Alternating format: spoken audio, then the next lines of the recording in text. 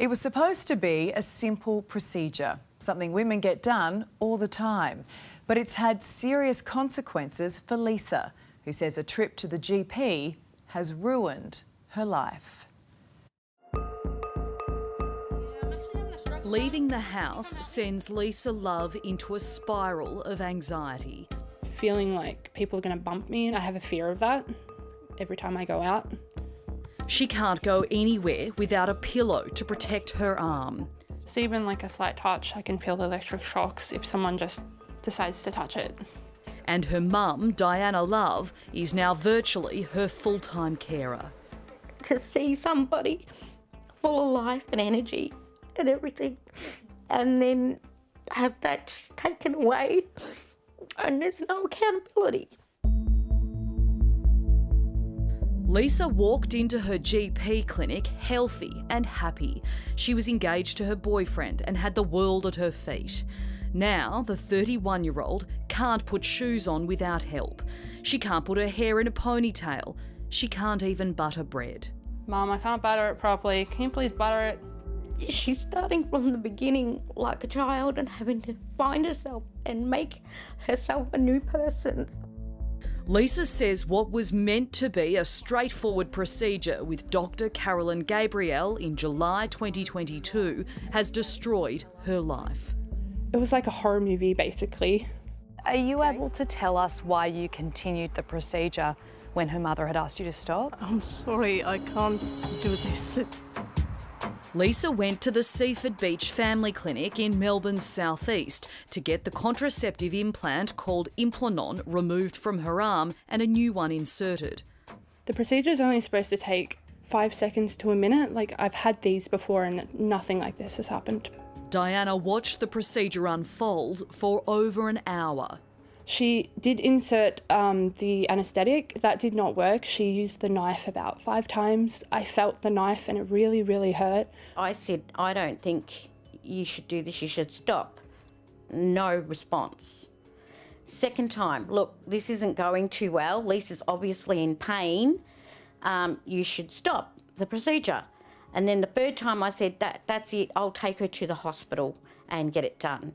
No, I'll get it in a minute. And she did finally get it, but when that happened, I felt all electric shocks through my arm. And my fingers went into like a claw. Her hand was like that. She said, just see how it goes in the next few days and come back. Lisa felt coldness in her hand and it would turn purple and blue. 1 month later, she underwent corrective surgery which straightened her fingers but couldn't undo the damage. I can raise this arm like this one, but I cannot raise this one. This is as far as it goes. You can't answer questions about your patient, Lisa Love? No, I can't. Lisa's claim will likely be in excess of $1 million. Daniel Opare from Shine Lawyers is about to sue Lisa's doctor for what he argues was a negligent procedure. We also think that the aftercare was negligent. Lisa came back in 4 days for a wound review and she reported to a nurse that she had some numbness. We say at that point, alarm bells should have gone off for the GP.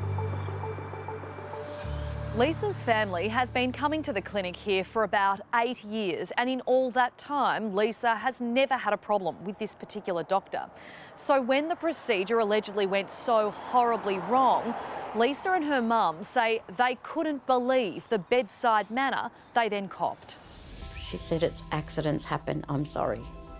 I was like, yeah, it can be a mistake, but it's like for the rest of my life, you kind of ruined my life. Lisa and her mother tell us that your response to this procedure going wrong was accidents happen. Is that an appropriate response?